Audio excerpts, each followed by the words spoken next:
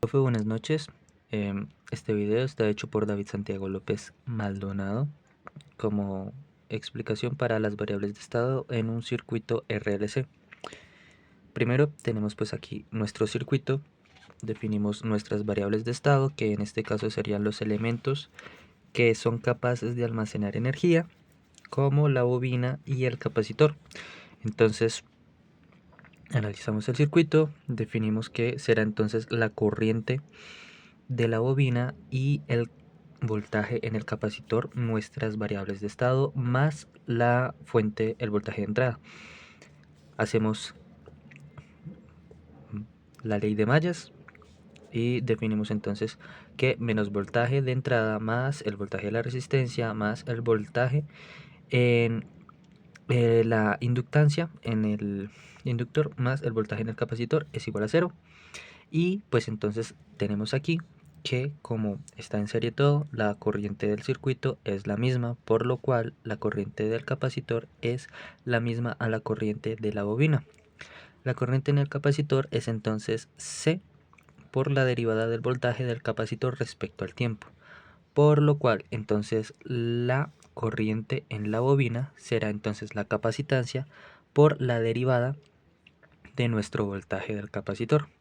Entonces tenemos dos ecuaciones, esta y esta, y pues despejamos en ambas ecuaciones nuestro factor, nuestra variable de estado, ¿sí? Entonces x1' es igual a menos r sobre l por x1 menos 1 sobre l por x2 más 1 sobre l por u.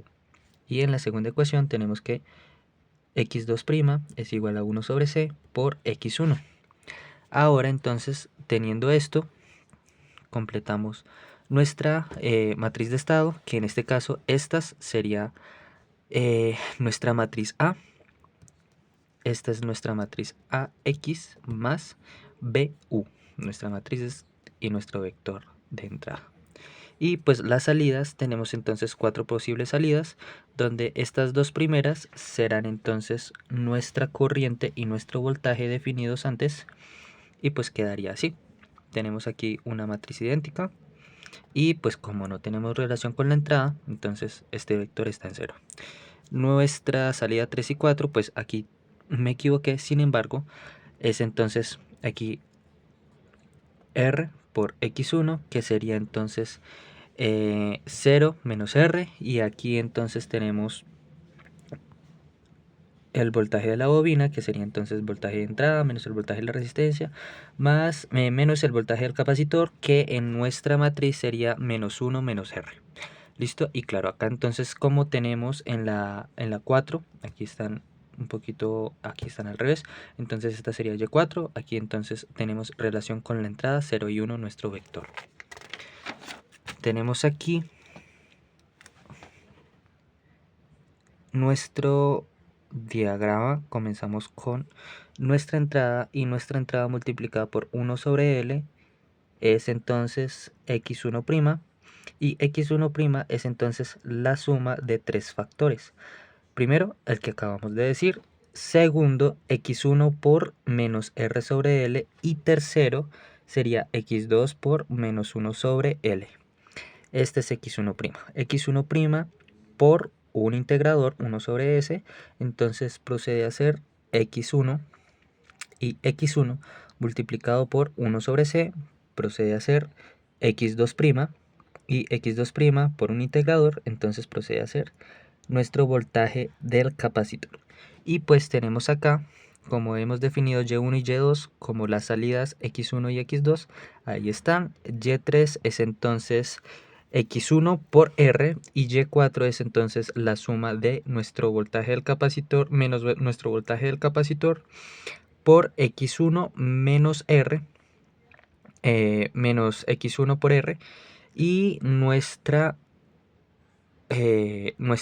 fuente, nuestro paso. Este sería entonces nuestro diagrama de bloques, nuestro diagrama de estados. Y aquí tenemos el MATLAB con el código. Hemos definido entonces los valores de L, de C y de R. Tenemos aquí las matrices, y pues según lo que vimos en la clase del día jueves. Tenemos aquí nuestro circuito, nuestro estado estable de las 4 matrices y le agregamos un paso unitario. Ok, aquí entonces tenemos nuestra respuesta al paso y es esto. Listo, estas son las respuestas y vistas desde Simulink. Tenemos aquí el siguiente diagrama con Y4, Y2, Y1, Y3 y las respectivas ganancias, los sumadores y el paso unitario. Y pues la respuesta de las 4 salidas en Simulink son estas. Entonces tenemos salida 1,